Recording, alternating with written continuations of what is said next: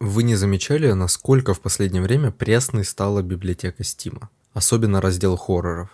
Эти однообразные, заскриптованные и просто не страшные проекты от больших компаний так и тянут за собой ощущение стагнации и грусти за жанр. А ведь когда-то были инновации, интересные месседжи и механики. Но за всем этим вы, если часто играете в инди-хорроры, скорее всего, если и сталкивались, то намного реже. И в этом видеоэссе я бы хотел порассуждать на тему, почему сейчас инди-хорроры интереснее, нежели AAA проекты от больших компаний.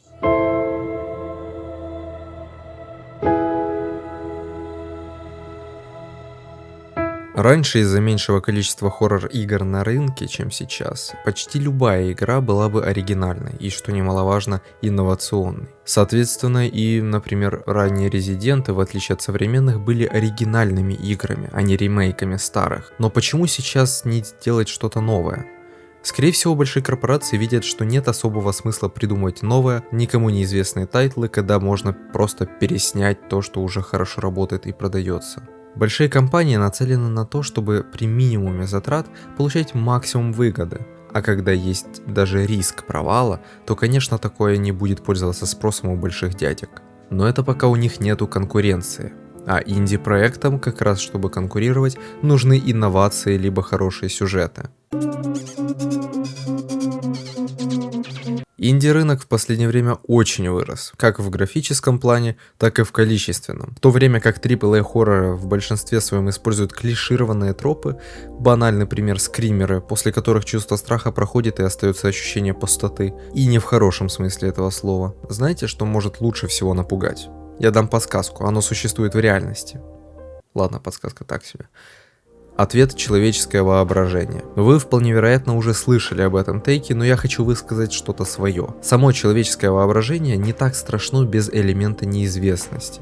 Ибо неизвестность — это тот самый триггер, заставляющий наше воображение работать и рисовать то, что будет вызывать у нас ощущение страха. Но если не иметь особого сюжета, механик или никаких персонажей, то игра просто-напросто не сможет запомниться. Готов представить вам первую инди-игру из этого видео. Сама игра поначалу стартует как типичная игрушка для детей, но постепенно становится все более поломанной. Игра минималистичная, как и подобает инди-проекту, но при этом не теряет в шарме и самовыражении автора. К тому же она бесплатная. От типичного 2D-платформера с головоломками нас спасает какой-то красный текст, который также ведет диалог с автором игры, которого мы тоже слышим. Этот красный текст на стенах максимально булит автора игры за то, что тот, в свою очередь, не смог сделать нормальную и интересную игру. Нам постепенно показывают жизнь автора и то, как усердно он работает над игрой, в которую мы сейчас играем. Он практически не ест, не выходит на улицу, и со временем даже перестает спать и срывается. В очень интересных экранизациях ситуаций из жизни, с диалогами, где мы можем видеть мысли автора в тот момент, которые показаны выбором ответов, мы познаем ситуации из жизни автора и проникаемся к нему или к тем, кого он задел. Тут особо нету скримеров, но напряжение присутствует, начиная от убивающей тебя тишины, заканчивая спорами автора, как мы узнаем позже, с своими же мыслями. Игра рассказывает историю, не прибегая к уже разложенным ранее персонажам, существующим играм, ну и так далее. А стены из текстур и большие непонятные пространства наводят напряжение, лишь изредка отпуская хватку. Думаю, если вы создатель контента, то вам вполне вероятно зайдет сам конфликт главного героя, которым мы, кстати, даже не являемся в игре. Поскольку, например, у меня некоторые части истории очень сильно откликнулись. А для обывателей зайдет линия жизни автора. В игре чувствуется душа и личный почерк автора. Это как найти на ютубе канал почти без аудитории, который делает хороший контент чисто для себя. В AAA проектах такого особо не встретить. Как минимум, потому что там делается все по заранее заготовленным уставам и шаблонам.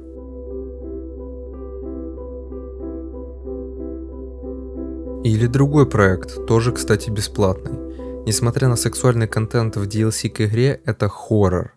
Это визуальная новелла, но с очень приятной озвучкой голосов. Okay, fine, I confess. I did steal your cupcake.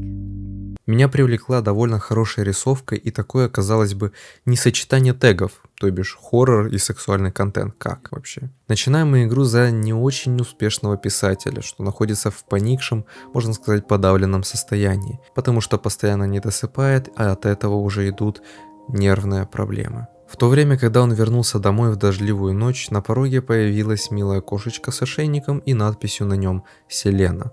После чего начинается рассказ от лица другого персонажа, успешного человека, историка. Итан, то бишь мы, женат на Хоуп. У нас спокойная и размеренная жизнь, но только до одного момента. Мы получаем письмо от своего знакомого, то бишь предыдущего персонажа, который обозначен как «он». Письмо это с необычным вопросом: что такое Селена? Дальше все зависит от игрока и выбора, что тот делает. Игра держит в напряге. В основном это достигается контрастом между абсолютно умиротворяющей и успокаивающей атмосферой и полным ужасом.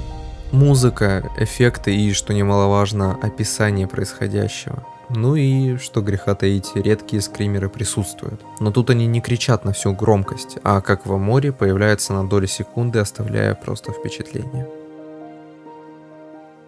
Тут будут спойлеры, так что можно мотать на этот тайм-код. В игре мы можем увидеть, как то, что у нас было и мы принимали за должное, постепенно распадается. Он долго не мог произнести ни слова, а когда дар речи к нему вернулся, выдавил из себя только один вопрос.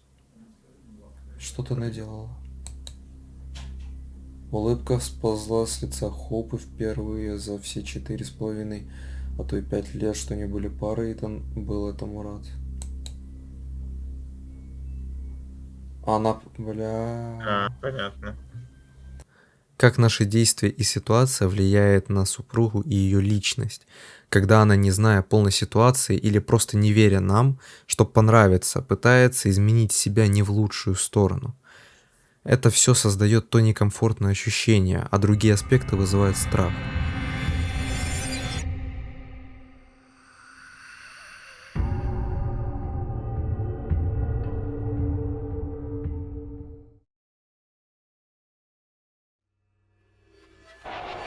Я бы мог привести еще больше примеров, поскольку рынок инди-хорроров развивается и становится больше с каждым месяцем.